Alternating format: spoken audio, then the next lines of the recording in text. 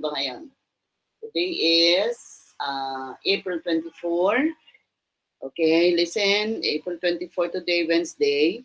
And get ready, we might have our midterm exam on Monday na. I think I um, gave you a heads up last time na examination period na. So, our choice, I told you, our choice is April 29 kasi wala talagang schedule ang pang MWF. Or, if not, we'll have it on May 6. But I think we could not have it on May 6. That is already late. And yun nga, I told you I have a plan to take a leave, and that might extend up to May 6. So we can do online kasi online classes, no? But the periodical exam, it is a must that it is on site. So 29 is Monday, May 1 kasi is Wednesday, kaya not possible. And then May 3 is I am on leave because it's the birthday of my mother. And then baka on the way back to Manila pa lang ako ng May 6 eh. So May 8 will be very late kasi ano na yon, kasi May 8 would be very late. Baka hindi na tayo i-allow na mag-exam ng May 8. Okay? So anyway, so can you hear me, class? You get ready on the 29. Anyway, ano na naman tayo? Tapos na tayo sa module 3 na lang tayo. And module 3, which is Mendelian or classical genetics, is partly discussed. Diba? Na-discuss na natin yan partly when we discuss the fields of genetics. Diba? So, kaya mag-ready ha on the 29. Okay? And for that reason, please wait for the announcement. No, I will send an announcement, or because we are planning to have it on the 29. We might have another online class on Friday. Okay? So baka mag-online ulit tayo. Dapat Friday can be asynchronous, 'di ba? Para gagawa na lang kayo ng task nyo. But because of our plan, we might have another online class on Friday. Okay? Okay na? Clear na yon, class? Yes po. Clear? Okay. All right. Thank you. Okay. So let me now, all right, let me now share my screen, and let's proceed with module 3. No? So makinig at dapat matuto sa discussion na to. No? If you have read and understood on your own muna the materials in module 3, then what or rather kung napag-aralan na at na panood na at napag-aralan na ang module 3 materials, so what we're going to have today is a confirmation of what you have learned. So kumbaga may mako-confirm mo na oo, yun yung nabasa ko. Oo, yun yung napanood ko. Okay? Right, so let's now proceed. If you have questions, you ask me right away. Yeah? You ask me right away you ask me right away kung may questions kayo. You just unmute lang yourself, and unmute yourself, and then you ask questions. Okay, so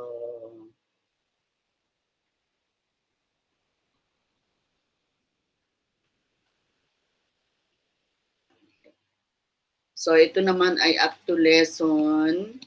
I'm showing you the modules, class. And look here. No? ano lang naman ito, 4 na lessons.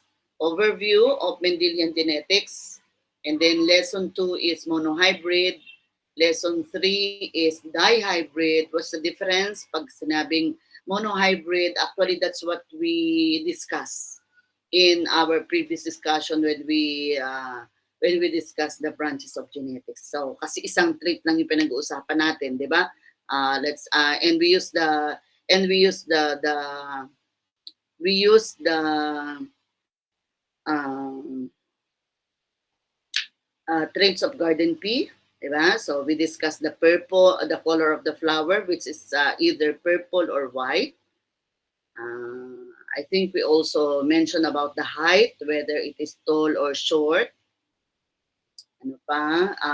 Of course, in the pedigree, nung diniscuss natin yung pedigree, we also talk about the presence of the widow's peak. So, isa lang at a time. That's monohybrid. Only one trait at a time. Also, the ability to roll the tongue. I think that's rather the shape of the earlobe. Diba? Whether it is free or attached. Okay? So, or the presence of dimple.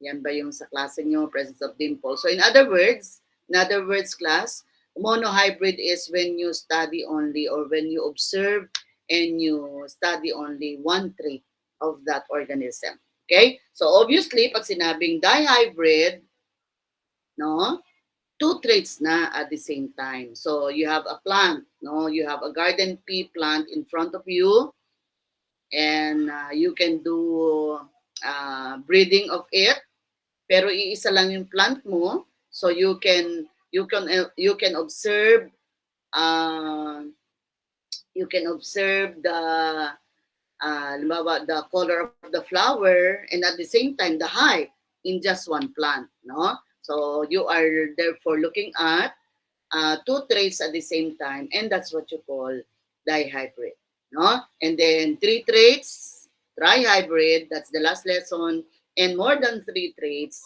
that is polyhybrid.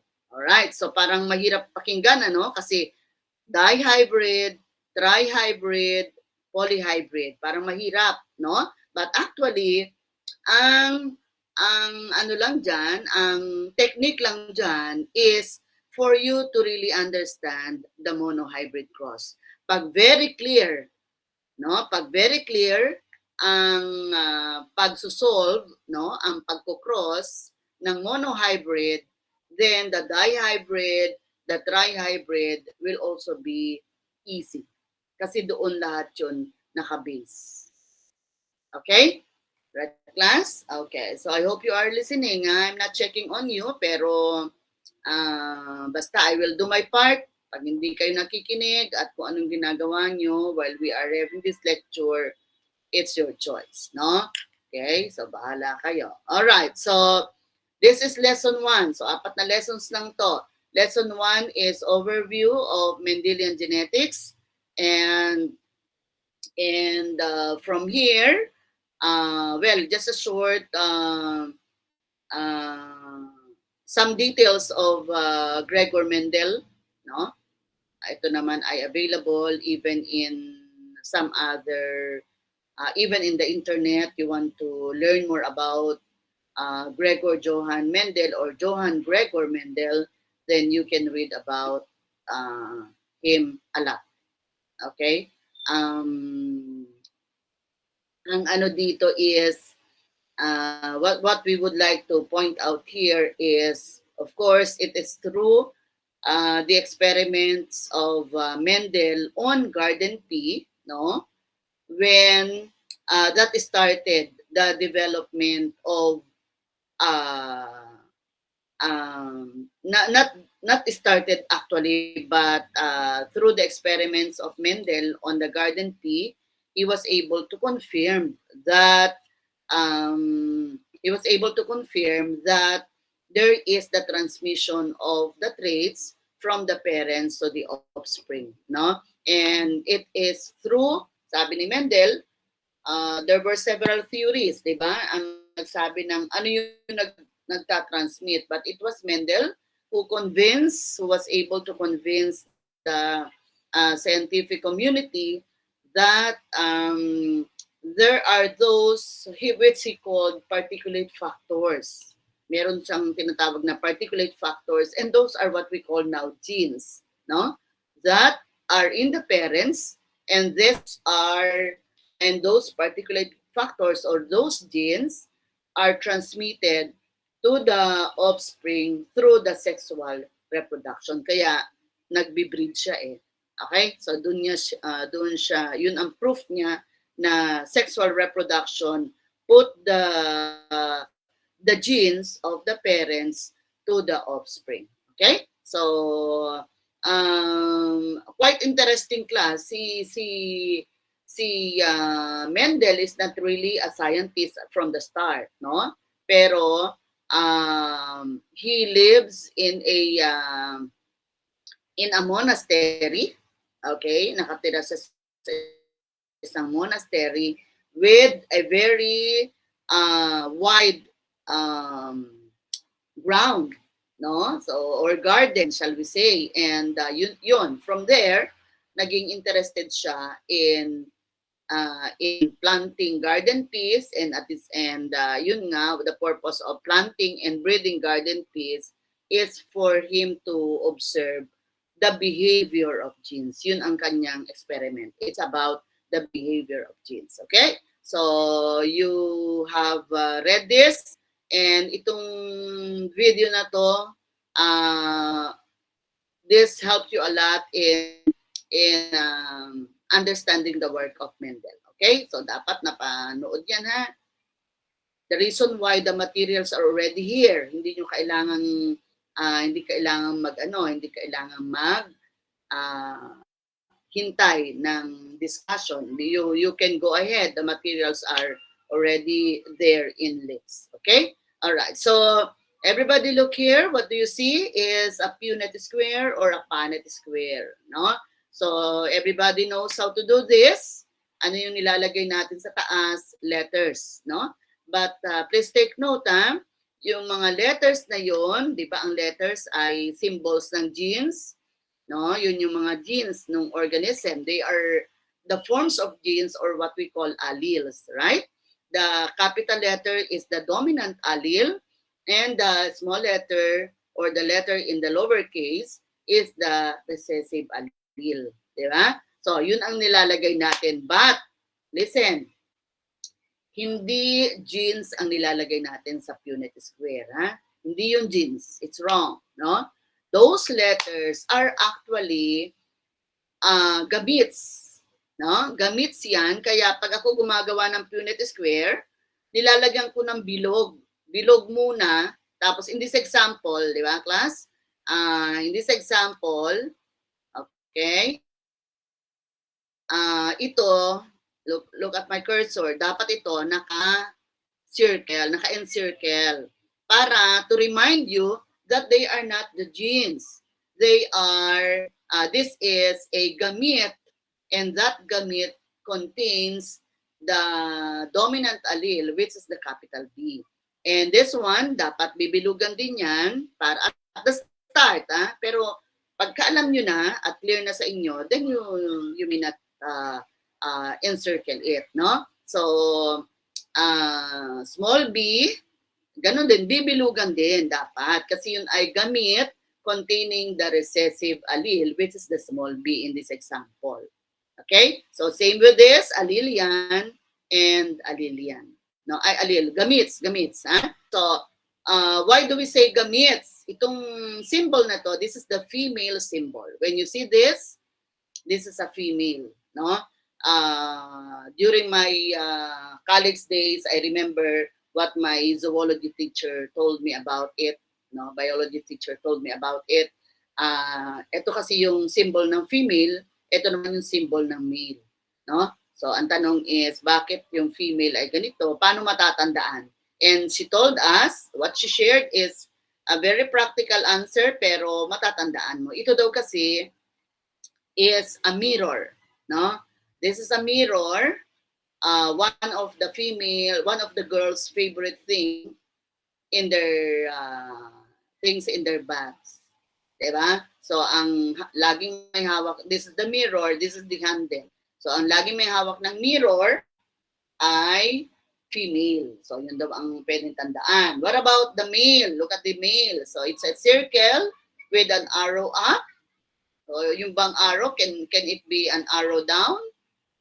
Down, pwede bang pababa yung arrow? No, it's not. It's always up because going up or directed upward because it also, kumbaga, it represents, no, or it reminds us of the direction of the sperm cell from the male. So anong direction ng sperm cell from the male? Once it is deposited on the female's tract, no, the sperm cell's tendency is to move up to look for the egg.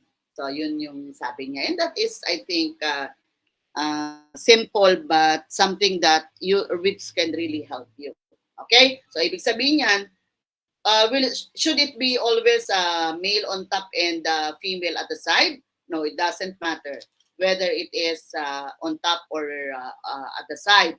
But if you are given, ang ano dyan is, if you are given, halimbawa, halimbawa ito, no? Yung first parent, yun ang nilalagay sa taas, no? At yung gamits ng second parents, yun ang nilalagay sa y-axis, which is yung vertical. Okay? Did you get it, class? Charge lang ako.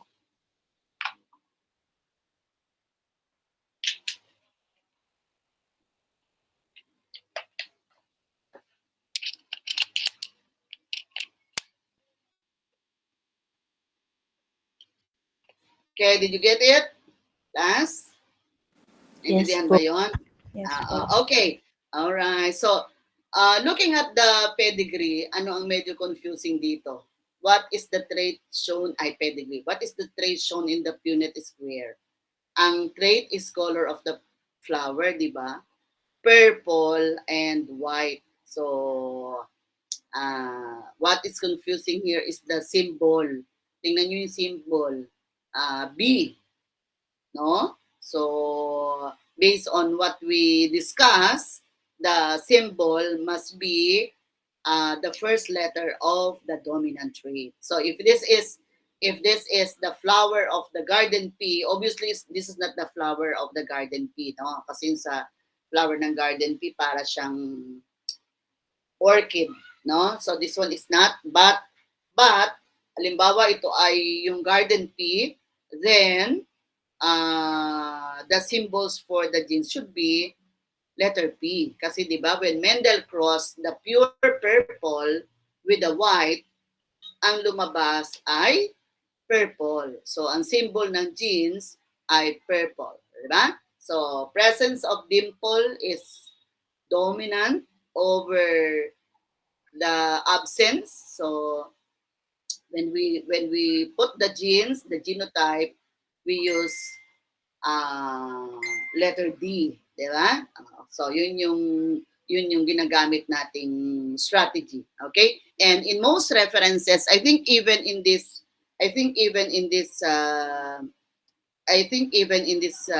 video,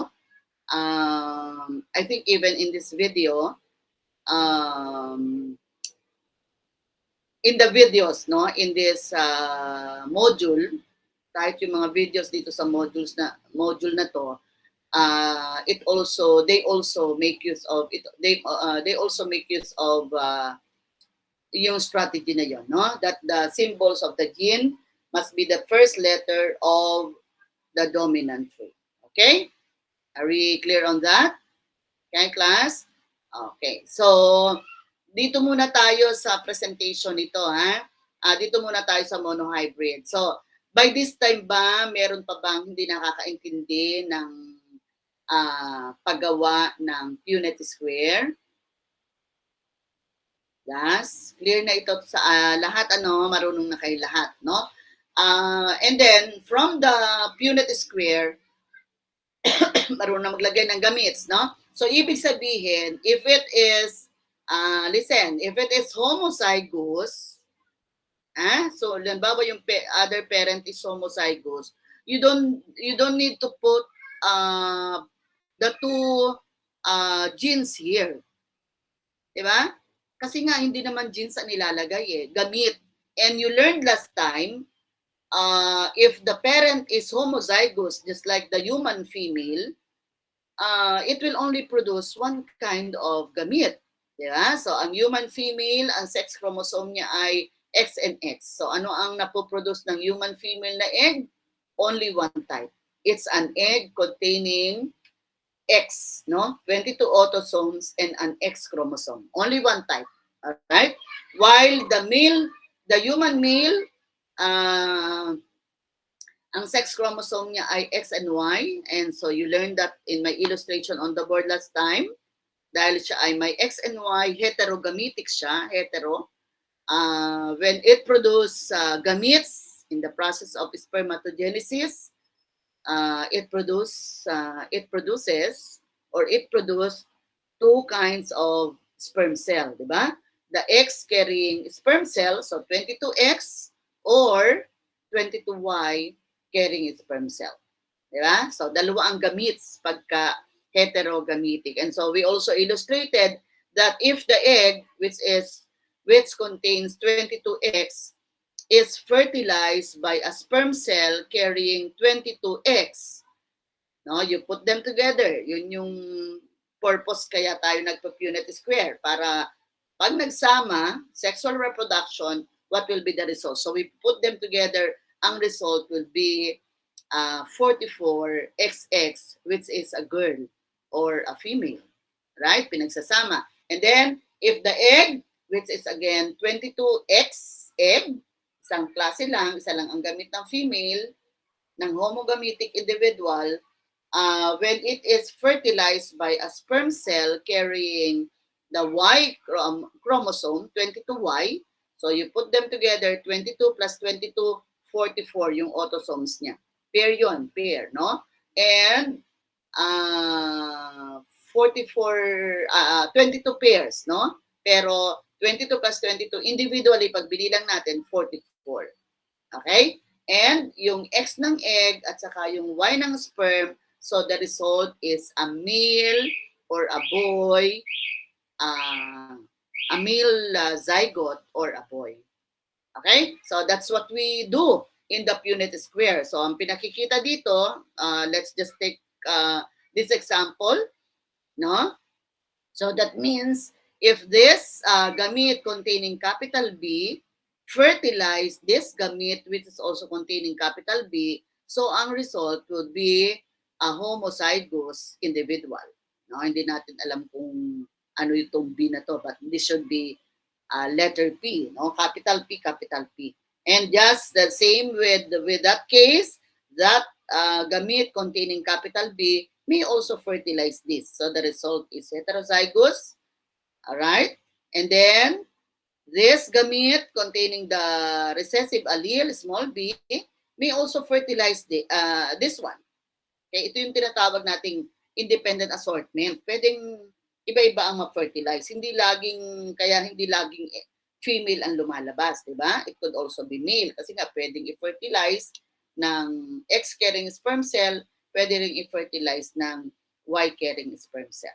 Okay? And the result would be also heterozygous. So you always, dito kasi, small b, capital B, you always start writing the dominant allele. So lagi tayo nag-i-start sa capital letter. So this is also a heterozygous. And then this gamete can also fertilize this, giving you the recessive. Okay? So pagka tinignan natin dito, what is now the result? You have this three of them. This is kung letter P to, this is kung ito'y purple, so this is purple, purple, and purple. So you have 3 purple is to 1 white, no? So that's what we call phenotypic ratio. So pwede din yung i-express in probability, meaning 3/4 purple is to 1/4 white. Okay? So that is PR. So when you are asked of PR, that is phenotypic ratio, the answer is 3 purple. For every 3 purple, there is 1 white. 3:1. Okay? And then if you are asked, oh, what about the genotype? So what do you see in the results? The GR or the genotypic ratio is 1 homozygous. So let's have this.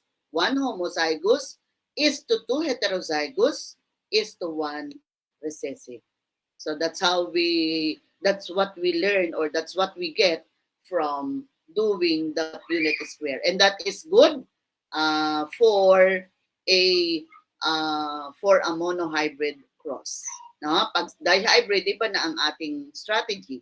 Pag trihybrid, iba na rin ang ating strategy. But as I've said, for you to understand the di, the tri, and the polyhybrid, dapat clear sa inyo ang paggawa ng pagmo-mono hybrid cross. Is that clear to everybody? Class? Yes po. Okay, all right. So listen, listen. Okay, so all right. Now, let's recall kasi ito ay monohybrid pa lang. Let's recall Mendel's experiments. 'Di ba? Ang experiment ni Mendel, ang first cross niya is what we call pure breeding or true breeding. What is that cross again? We just call it original cross. Yun yung first cross niya. Pag sinabi nating original cross of Mendel, that is the true breeding or the pure breeding of Mendel. Where he used, ano yung parents na ginamit niya? He used pure parents, meaning homozygous parents. So in the example of the purple flower, color of the flower, di ba? So ano yung, how do we illustrate that pure breeding? Siyempre, ang parents ay capital P, that is homozygous purple, no? Parehas ang alleles, kaya homozygous. And it is crossed with white. So, how do we write the white? The recessive trait, it is small p. So, both of them are homozygous. You don't need to do a Punnett square for that. Hindi na kailangan. Bakit? Kasi homozygous sila, ano ang gamits ng homozygous purple? Yung capital P. Of course, there's only one gamit, no? At ang gamit na yon ay a gamit containing capital P. So, in your paper, kung nagdodraw kayo, dapat may bilog, tapos may capital P sa loob. Yun yung gamit nun, nung homozygous purple. Okay? Likewise, the white, which is small p, homozygous din siya. So, under it is the gamit. Drawing kayo ng bilog, and you put small letter P. So, we do not know which is the egg cell and the sperm cell there. But these are gametes, and so they are put together, no, in the sexual reproduction, and the result is now called the F1, the first filial generation. And what is that again? Ano yung lumabas when Mendel crossed the pure purple and the white, and the pure white ang lumabas, di ba? 100% of them, that's the PR, 100% of them purple. Correct? Okay? Pero, what is the genotype of that purple? It's no longer homozygous. Diba? Kasi product yun ng gamit containing capital P and a gamit containing small p. So, they are put together. F1 is therefore a heterozygous purple. It is a hybrid. Hybrid na. Kasi nga, may parents siyang recessive. No? Pero if you look at the color of the flower of F1, all of them with purple flower. That's the PR. Okay? What about the GR of the cross? GR is also 100% heterozygous. So capital P, small p sila. So 100% din ang kanilang genotypic ratio.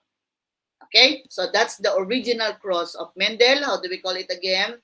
That's the pure breeding or the true breeding. Okay? Now, what's the next cross? Di ba? May dun sa table na pinakita ko sa inyo dati, sa slides ng fields of genetics, may another column dun.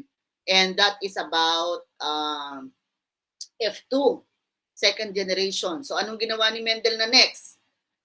He has already F1. maraming F1. So, to test further the genotypes, ang ginawa niya, he got an F1. He collected the pollens of that F1 and he brushed it to the stigma of another F1.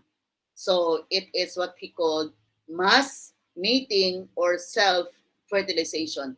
F1 is crossed with another F1. So again, how do you call that cross? It is called mass mating or self-pollination, self-fertilization. Why is it called self-fertilization? Because it is, kumbaga, kung sa animals yun, F1 with another F1, it's between brothers and sisters, di ba? Kasi same generation eh. So within or among the siblings about magkakapatid, no? Yun yung tinatawag na self-fertilization. Okay? And what are the parents? F1 is heterozygous purple and it is crossed with another heterozygous purple. So it is similar to this class. Do you follow? Similar to this, right? So you just change this with capital P, small p, capital P, small p. All right? And so when you cross that, this is what you will get. Diba? Ito yung results niya. So what is the PR here again? Phenotype ratio, there will be 3 purple. Diba? Ito ay purple lahat is to 1 white. And the GR here, the GR here is 1 homozygous is to 2 heterozygous is to 1 recessive. Okay? Right. So, do you have questions? Doc? Any question? Yes, go ahead. Excuse me po, kasi nung sa lab po namin, parang nabanggit po ni Miss na yung role po pag sa ratio, parang pinakamataas to mababa. Bale, pwede po ba siya 2:1:1? For phenotype, pero pag genotype, it's we start with homo, then hetero, and then recessive. Okay? Okay po. Thank you po. Ano yun? Sino nga ulit ang teacher nyo? Si Miss Ombid po. Miss Ombid. Okay. Alright, so you start, actually hindi laging, hindi mataas or hindi yun ang basis ko. What I mean is, ang basis doon in references is, kaya sinasabi ni ma'am nyo na laging yung mataas kasi yung mataas, that must be the dominant. No? So pag phenotypic ratio ang pinag-uusapan, syempre mas marami yung dominant. Kaya yun ang mas mataas. Okay? Phenotype. But sa genotype, you always start with homo and then susunod hetero, then recessive. So if you only have hetero and recessive, you start with hetero. Kasi yun ang sequence. Homo, hetero, recessive. So it's just like, do you remember how do you expand binomial? No? Di ba yun yung parang, what will be the combination if you have a dominant trait and a recessive trait? So ang binomial mo is D, capital D, dominant, plus small d, which is the recessive. And then, 2 traits. So, di ba ang ano mo dyan ay d squared plus capital D, small d. So, kaya, d squared must be capital D, capital D. Yun yung homo. Yun yung una. Sa binomial, when you expand the binomial. Okay, any other questions? That's a good question. Yes, somebody also raise a hand. Wala na? So, are we good at that? So, ang GR ay 1 homo, kasi doon na tayo sa, ang homo talaga, ang simula, homo is to 2 hetero, is to 1 recessive. Okay? Alright. So, look at that class, Sa second cross ni Mendel, which is the mass mating or the self-fertilization, I will just say it as an MM, para madali natin matandaan. Mass mating, ibig sabihin among the generation, no? So anyone in the same generation, that's mass mating. So ang gametes, because both parents are heterozygous, no? So it must be really like this. Dalawa ang gametes ng bawat parent. Okay? Right? So that is the second cross. And the third cross, there's another one actually. There's another cross. Ang tawag doon ay test cross. Test cross, no? Or TC. Okay? Ano naman ang parents noon? I hope you are taking down notes, ha? Ang parents noon ay F1 and it is crossed with the recessive parent. Okay? F1 with the recessive parent. So ano ulit ang F1? Ang F1 ay heterozygous or hybrid. Capital P, small p. Right? So that's the F1. And it is crossed with the recessive parent. So you have to go back to the OC, to the first cross, no? And what's the recessive parent there? It's the white. So small p, small p. Okay? Yun yung test cross. So what will be the results of the test cross? How many gametes for the F1? There will be two. One containing the capital P, the other one containing the small p. Okay? The recessive parent is homozygous. So how many gametes will be produced by the recessive parent? Only one. So it's a gamete containing the small p. Okay? And then, no need to do the Punnett square actually. No? Hindi na kailangan kasi nag-iisa naman yung gamit nung nung recessive parent eh. And that gamete, parang ano lang to, parang egg cell ito, and it can be fertilized by the two gametes of the other parent, right? Or pwedeng sabihin na dalawang gametes nito, pwedeng i-fertilize nito parehas, no? So this can fertilize capital P. What will be the result? Heterozygous. And this small p here from the recessive parent can fertilize the other gamete of the heterozygous. So that is the small p. So dalawa lang ang results, no? So therefore, what will be the PR? What will be the PR? It will be 1 purple, that's the heterozygous, is to 1 white. Phenotype. So ano yung na-observe, no? So 1 purple is to 1 white. That's the PR for a test cross. Okay? What about the GR, the genotypic ratio? The genotypic ratio, you have heterozygous in the recessive, so you have 1 is to 1. 1 heterozygous is to 1 recessive. Okay? All right. So if that is already clear to you, yun yung three crosses of Mendel, then all the rest will be clear to you. Yun na yung basis. Kailangan, listen everybody, you must really know this three crosses, no, of Mendel, kumbaga, shall we say, by heart. Ibig sabihin, hindi lang, kumbaga talagang alam na alam mo, and you can apply it to the different cases that you will encounter. Okay? Right? Oh, sige. So, are we, any questions on this? Because next to this is already dihybrid. May questions tayo dito?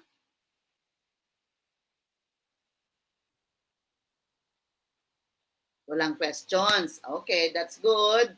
All right, so let us look at this PowerPoint presentation. Ay, ba't gano'n? Class dito yata yan. Field getting the files. This one, this one is also the same.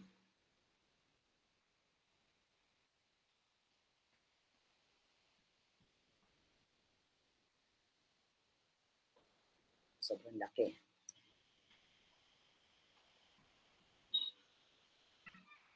Okay, can you save the PowerPoint now? Yes po. Okay, thank you. All right, this is transmission genetics or classical genetics or another term, Mendelian genetics. Bakit tinawag itong Mendelian? Because this follows this concur or agree Mendel's experiments, no? So si Mendel talaga ang nag-popularize. Yes, any questions? Any questions? Pag I do not see you when I am presenting material, hindi ko kayo nakikita, class, ha? So if you have questions, you just unmute yourself.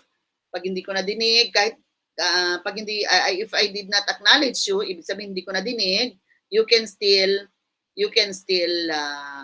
ask question, no? Okay? All right. So this is the PowerPoint attached to this monohybrid cross. Alright, so yan yung mga sinabi ko sa inyo. Particulate factors dati, those are what we call genes, and genes are transmitted from one generation to another by the chromosomes. The crosses or the mating, however, are affected by the chance, no? Ito yung reason kaya let's say for example, 'di ba, yung sa girl and boy, parehas lang ang chance niyan eh. One half eh. Pero bakit if they're in a family with 4 children, later you have an activity like this, you will make a survey of families with 4 children and you will see that in the 4 children, it's not always 2 girls and 2 boys. Ang probability is 1/2. Pero aside from probability, meron kasing chance. May other factor. Okay, so you will do that in your laboratory. Okay, and then you know also how to analyze the pedigree. Right? So some info about Johann Mendel. It should be Gregor Johann Mendel. Dun sa unang slide, nauna si Johann. Should be Gregor Johann Mendel. Nauna si Johann. Si Gregor. This is the experiments. I have already discussed this to you. No? Ilang traits ng garden peon. Dapat alam na alam itong traits na to, class, ha? 7 traits yan. About the seed, the shape of the seed, yan, round or wrinkled, alin ang dominant? Round. When he crossed round with another round, he got 3/4, ito yung result ng mass mating, 3/4, o kaya 3 round, that's 2.96, close to 3, is to 1 wrinkle. So 1/4 lang lagi yung recessive, no? Color of the seed, yellow and green. So ang lumabas sa pure breeding, yellow. Si yellow is dominant. So you use capital Y for this, you use capital R for this kasi yan yung mga di ba? Or rather, you use letter Y for the alleles. Ayan, 3:1 din ang second cross, no? Which is the mass mating. Okay? What about the fruit or the pod? Arrangement. So, I asked this in our quiz last time. Axial and terminal, either nasa tip or nasa side. Ano ang lumabas sa pure breeding? Axial. So, you use letter A. Okay? What about the shape of the pod? Is it full or inflated? Katulad dito, this is full. Hindi natin nakikita yung seed sa labas. No? But this one is constricted. Kitang-kita natin, may seed siya sa labas. Constrict, no? Okay? Inflated or full. So, dominant is inflated or full. Okay? And color of the seed, color of the pod, it's green and yellow also. Kanina ay color of the seed, ang lumabas yellow. Pero ito, color of the pod, green and yellow rin, ang lumabas sa pure breeding is green. So green is dominant. So letter G for this. Okay? Flowers, purple and white. So sabi natin, let's use letter P or instead of V. Kasi mahirap makita. Especially if the paper is not ruled, ang small b at saka capital B, parehas lang kasi. No? Mahirap minsan ma-confusing kung capital ba or small. So, better to use letter P. No? Okay? And then, as to the length of the stem or the height, it's tall and short or dwarf. So, when Mendel crossed the pure tall and the short, he got all tall. So, tall is dominant. No? And when he cross this F1 with another F1, he got 2.84 tol, 787 tol, that is close to 2.84 is to 1 is to 1. So meaning 2.84 tol, yun yung ratio, is to 1 dwarf for every one short or dwarf. Okay? So dapat sa ulo to class ha. Kasi sa mga activities natin yan ang gagamitin na, sa mga discussion natin yan ang gagamitin natin. Right? Terms to remember, alam niyo na to. Okay, yan, mga F1, F2. So marami pang pwedeng maging F. Okay, this is monohybrid cross. This is what I already explained a while ago, pero instead of height, I use purple, no? Kasi yun yung nasa slide natin. Okay, look at this, no? Only one gamit. Are you getting now what my main message in this discussion class? In mating or in process, the first thing to do is to identify the gametes. Hindi pag nakita mo yung genotype, Punnett square ka na kagad. That's wrong. No? That's wrong. Ang Punnett square ay hindi para sa genes. Hindi na-fertilize ng isang gene ang another genes. No? It's not. They are not involved in fertilization. Yung Punnett square, that shows sexual reproduction. That shows the fertilization, and they are for the sex cells or for the gametes. Okay? So pag pinagsama yan, it's F1 is heterozygous or hybrid, no? And then when you cross F1, ito yung ginawa ni Mendel eh. When he crossed F1 with another F1, heterozygous na, ayan, dalawa na ang gametes. And ito lang medyo nakatagilid, no? But this must be the gametes of one parent, and this must be the gamete of the other parent. So you just put them together, no? Meaning to say, this can fertilize that capital T, this one can also fertilize that small t, this small t can fertilize that capital T, and this small t can fertilize that small t. Right? So results, phenotype, ano ba to? Phenotype, ito ang phenotype, putol kasi. So 3:1, 3 tall is to 1 short or 1 dwarf. No? Genotype, 1 homozygous is to 2 heterozygous is to 1 recessive. Yan, class. Ito, dito, so sinasabi ko na that may be true, yung mas malaking number, yun ang una, pero you have to understand, it's not the number really, but bakit ito yung una, yung malaking yun, bakit yung malaki ang inuuna? Kasi that represents the dominant trait. Mas marami ang occurrence nun, no? Okay, so how to do the Punnett square? Alam nyo na to din to, no?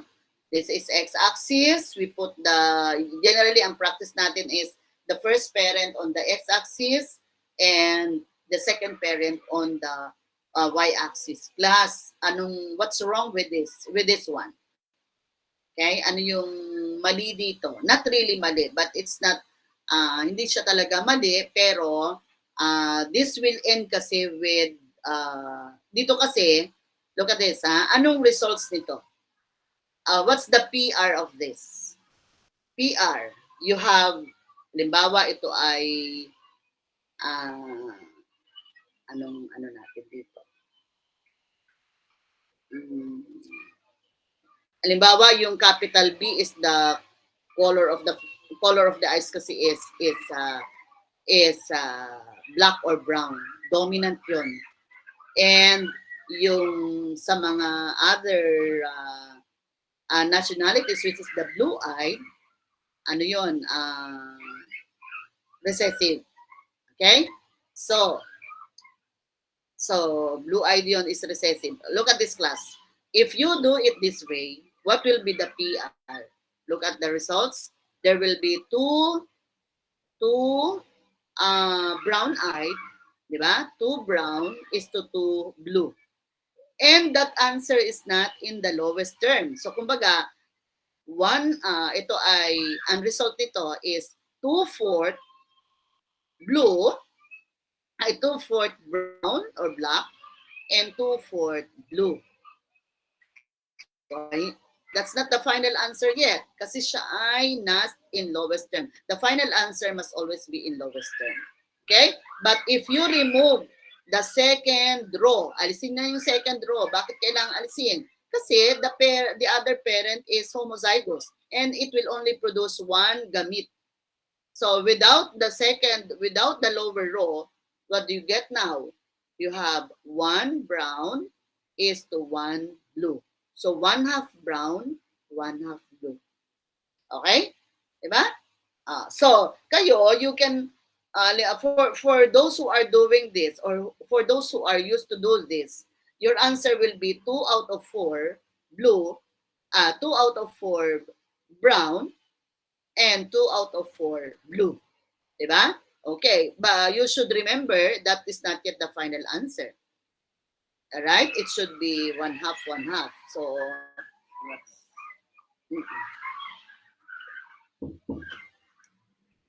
so it should be, it should not be, that should be the, it's not yet the final answer. Okay, laging i-reduce in lowest term. All right? So this is another example of a monohybrid cross. What particular cross is this?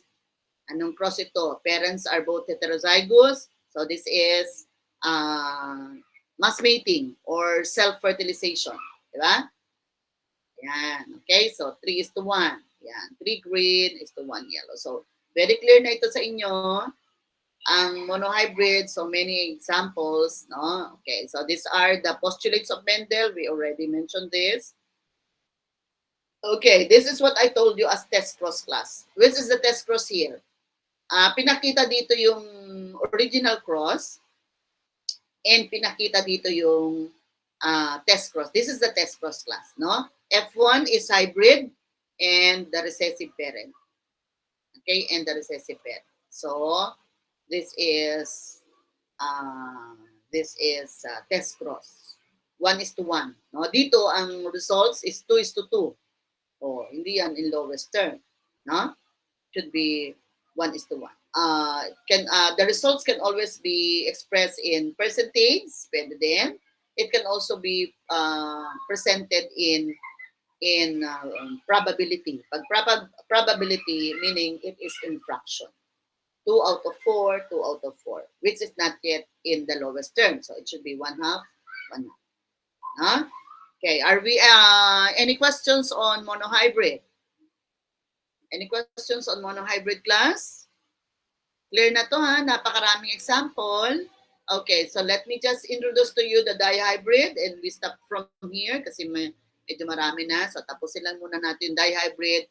On Friday, we will have the trihybrid. Okay?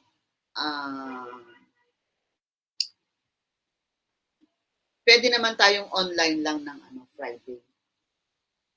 Alright? Okay, look here class. So, dihybrid, 2 traits at the same time. 2-factor cross. Okay? Ang example dito, makinig dito ha. Ang example is the seed. What about the seed? Could be the seed coat shape. No, seed coat is the cover of the seed. So either bilog na bilog or with crisps. That's what you call wrinkle. Okay? Ito naman, ano pa yung pwedeng tingnan sa seed? Aside from the shape nung or yung pinaka outer part ng seed coat, you can also look at the color of the cotyledon. So seed color or the color of the seed. So yellow and green. This is garden pea also. So when Mendel crossed the pure round and the pure wrinkled, ang lumabas ay round, di ba? Kaya ang alleles, ang forms of genes can be represented by letter R. And when Mendel crossed the pure yellow with the pure green seed, ang lumabas yellow seed. So that is dominant. Kaya ang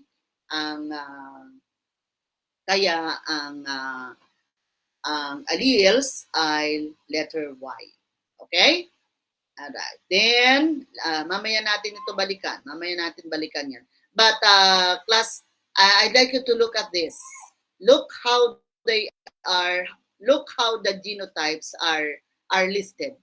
Tingnan nyo kung paano nakalist ang genotypes. This is the right sequence based on the expansion of, yun nga, yung binomial. Yung, if you have one dominant trait and the recessive trait, what will be the possible combination? So, yun yung D squared, parang X, I don't know where you learned it, but I remember yung sa math, that is X plus Y squared. So, you have X squared plus XY plus 2XY plus Y squared. Diba? Yun yung expansion niya. Okay? So, therefore, ang una sa sequence is X squared. So, that means kung yun ay dominant trait, that will be D squared. So, dominant, dominant. So, you start with dominant, dominant. Yan. Dominant, no? Dominant, and then heterozygous. Ibig sabihin ito, dominant, recessive, and then recessive, recessive. Diba? And then, look at how the second traits are enumerated para hindi nakakalito. So, nag-start din sa dominant, dominant. So, homo, hetero, recessive. Homo, hetero, recessive. Kasi yun for the homozygous. Homozygous. Ito naman for the heterozygous. So, homo, hetero, recessive. And then, this one for the recessive, homo, hetero, recessive. This is the right way to list them down. Okay? Hindi ka malilito, hindi ka... Kasi pag sinulat nyo lang yan, any way you want it to list, then your GR will be wrong. Mali ang GR mo. Mali ang genotypic ratio mo. Okay. Right. So let's look at this. These are the two traits that we considered. Everybody, please focus on this. I will no longer repeat this. No, same with monohybrid. Ang haba ng discussion ko. It took me almost an hour to describe and to discuss the monohybrid cross. No, kasi nga yun ang basis. No, so we will apply what you learned in monohybrid here in this dihybrid cross. Okay, everybody listen. All right. So, okay. Laging ang start ng cross ni Mendel is true breeding. Meaning, parents are homozygous. So, in his crossbreeding, he look at he took a parent with round and yellow seeds. Of course, homozygous yun. Ibig sabihin, nag-purify muna siya. He crossed parents who are like this with another parent who is like this, several generation para makakuha siya ng pure breed. No? And then, it is crossed, this plant is crossed with wrinkled, a plant with wrinkled and green seeds. So, yan ang genotypes, no? Bakit natin, how did we come up with this genotype? Diba? Yung, look at the individual trait. Yung shape ng seed, when he crossed round with wrinkled, ang lumabas round. Kaya, ang round, letter R tayo, homozygous. R, homozygous round, and homozygous yellow kasi ang lumabas sa F1 ay yellow. Diba? Okay? Now, when he crossed this, ano ngayon? Look here, class. It's not here. Okay? It's not here, but on this other one. Ang lumabas kasi dito is all F1 are round and yellow. Look at the genotype. Round and yellow. Okay? All right. So, look at the illustration here. These are the parents. So, remember, we always start with gametes kasi yun ang ilalagay natin sa Punnett square. So, how did we get the gametes? Capital R, capital Y. Alright? So, you look at the parents. With regards the shape of the seed, homozygous siya eh. So, capital R lang ang kanyang gamete. Right? And with regards the color of the seed, homozygous yellow siya. So, isa lang din ang gamit na ipoproduce niya with regards the color of the seed, and that is capital Y. So, those gametes are both observed, those gametes, no, for those two traits are observed in just one gamit, in just one egg cell. Nandun na yun sa egg cell. Kaya lang, yun lang ang tinitingnan niya. So, or in the sperm cell, nandun na lahat yung mga traits, di ba? Pero ang ino-observe niya, yung shape ng seed, round or wrinkled, and yung color. So, therefore, the gamete is containing capital R and capital Y. Okay? So, walang other choices. Yun lang talaga ang pwedeng gamit na ma-produce nitong parent na to. Same with this parent. Kasi nga, homozygous siya. So, for the shape of the seed, small r lang. For the color of the seed, small y lang. And those two alleles are in just one gamete. And then, you put them together, you put the same alleles together. Hindi siya pwedeng R, capital Y, small y. But that is wrong. You put the same alleles together. So, capital R, capital Y, small y. So, what is the genotype of this? This is round. Kasi, di ba, heterozygous is round and yellow. Round and yellow. Okay? So, is this clear, class? Are you still with me here? Yes, Yes po. po. Okay, all right. So, this is round and yellow. No?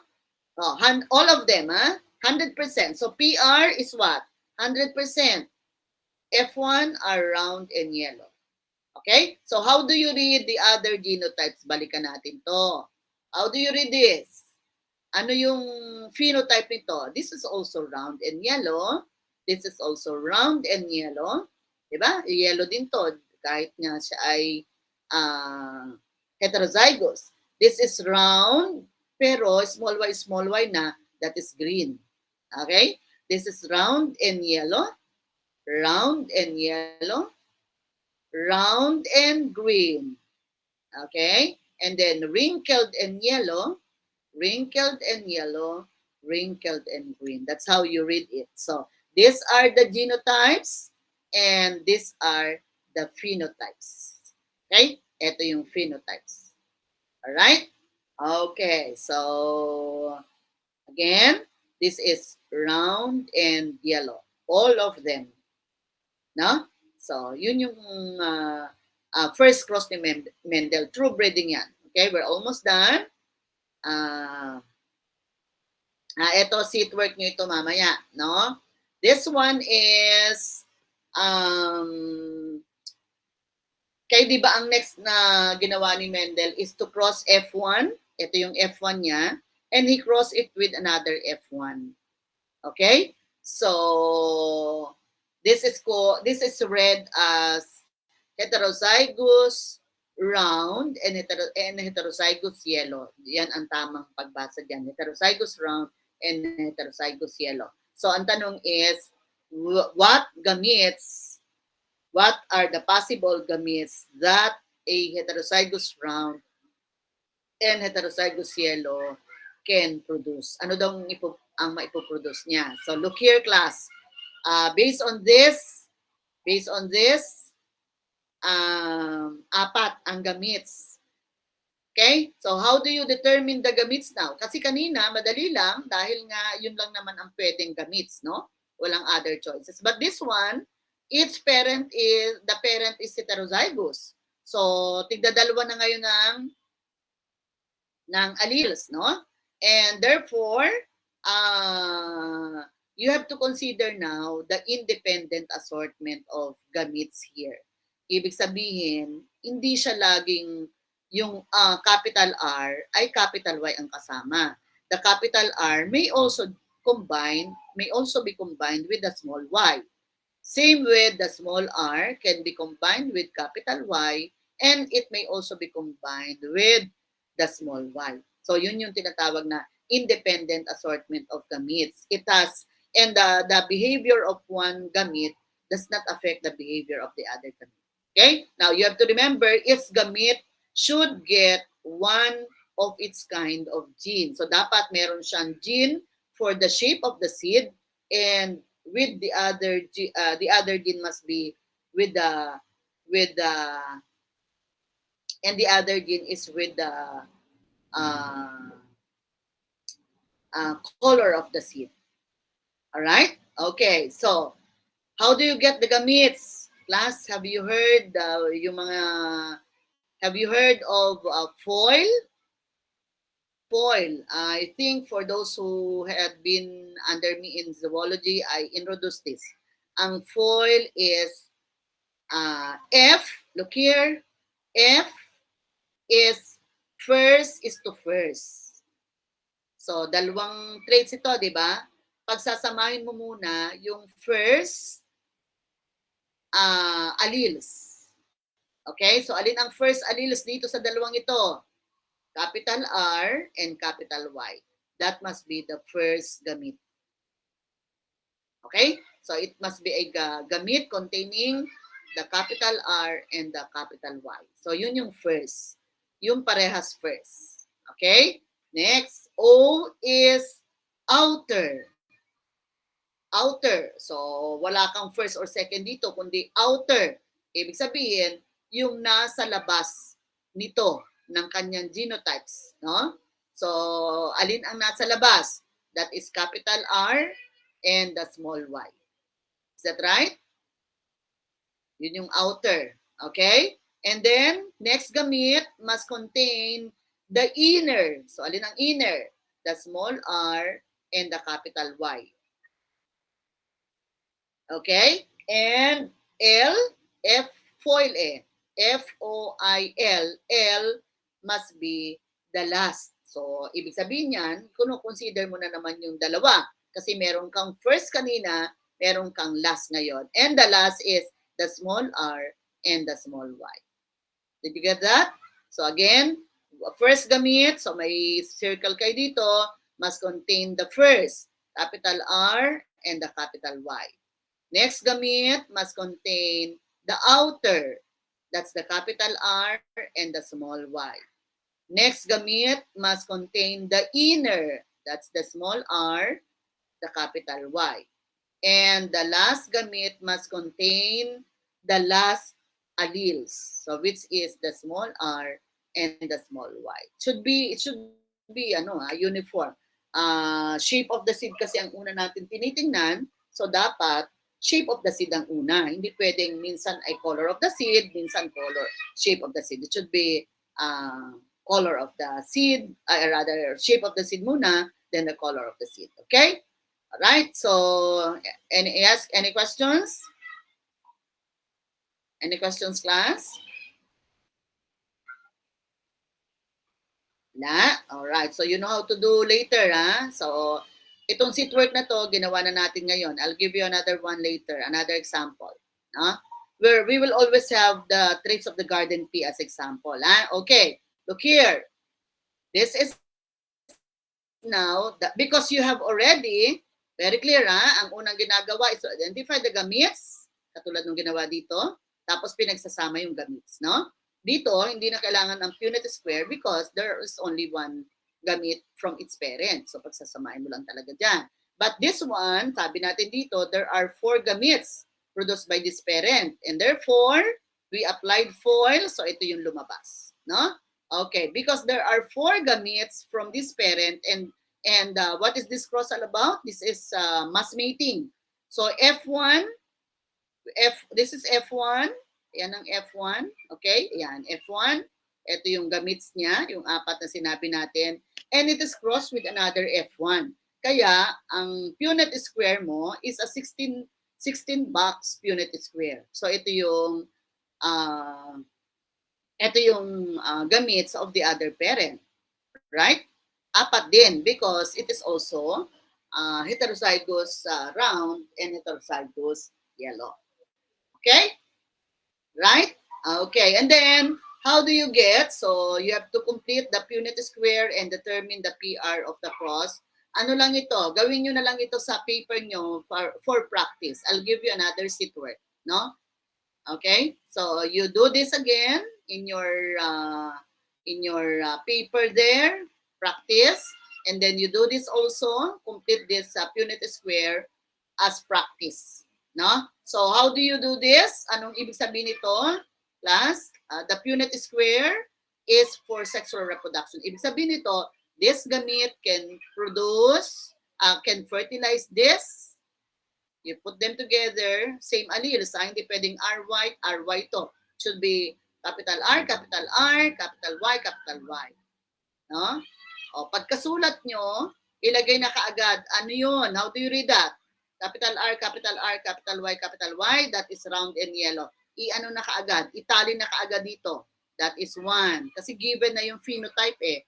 Pero pag hindi given ang phenotypes, you will be the one to tell. What is this? What is this? What is this? Anong phenotype niya? You do it by column. By column, up to down. Hindi pwedeng anywhere you want to start, no? Should be by column, pagmula taas hanggang baba. You're done with the first column, next column, and so on. Okay, that's how you get the PR. Hindi pwedeng anywhere you want. Kasi pagka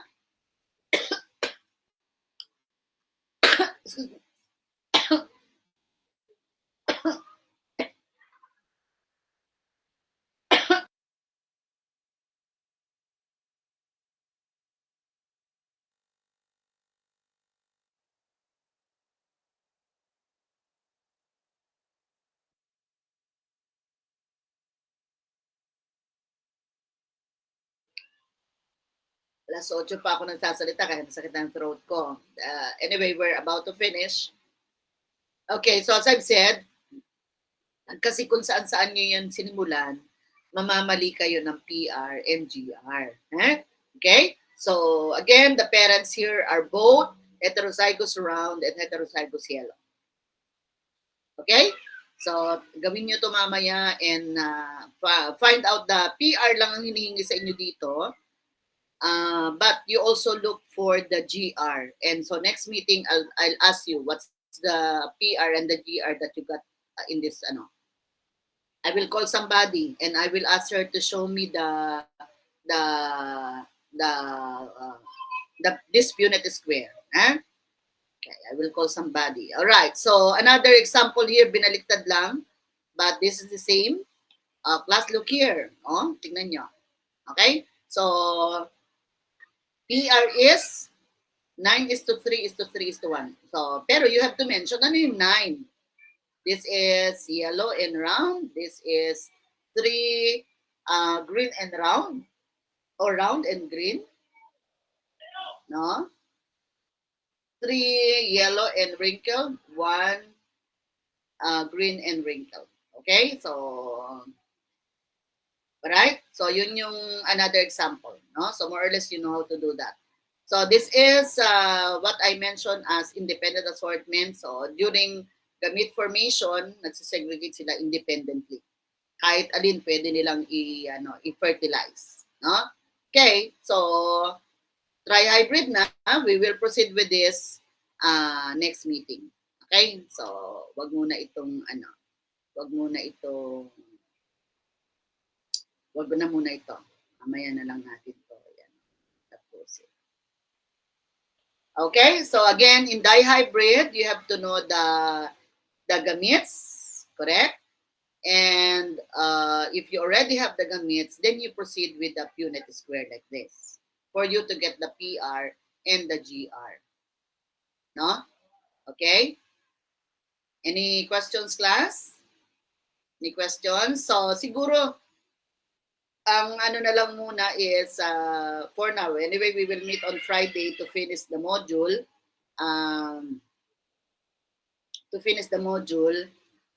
Gawin nyo na, ito na lang muna ang gawin niyo, no? Ito na lang muna ang gawin nyo. When we meet on Friday, I'll give you another problem and you will do it online para makita po kung sino talaga ang kung sino talaga ang natutunan na. Okay? Are you still there, class? Yes po. Okay, very good, very good. Okay. Okay, so pinag-aaralan na yan ha, kasi ano na yan ha, yan na yung exam natin. So, almost done, no? Dito na lang tayo sa tri-hybrid. Kasi ang strategy naman ng tri-hybrid ay the same with polyhybrid. So, madali na lang ito. Pedigree, hindi na kailangan, ano? Na-discuss na natin ito. No? Okay, and then we're done. Few slides na lang. Very good, very good. Any questions, class? No more? Okay, so I think that will be all for today. Sakit na yung throat ko eh. I know it's still early. Ang gawin na lang sa remaining time is to work on the example, no? Okay? Sige. I'll just stop presenting and then marami na tayong ida-drop, laging absent, di ba? Okay, so wait lang. Stop sending heart muna. I'll take a screenshot for your attendance today. Wala mo na magsisend ng ano, emoticon. 8:37 and you are still 36. Marami talagang ida-drop na sa klase nyo. Okay, class. So that's all. Bye-bye. See you again on Friday. Thank you. Yes, all right. Bye-bye. Thank you po, Thank ma'am. you po. Yes. Goodbye. Thank you po. Yes, bye-bye.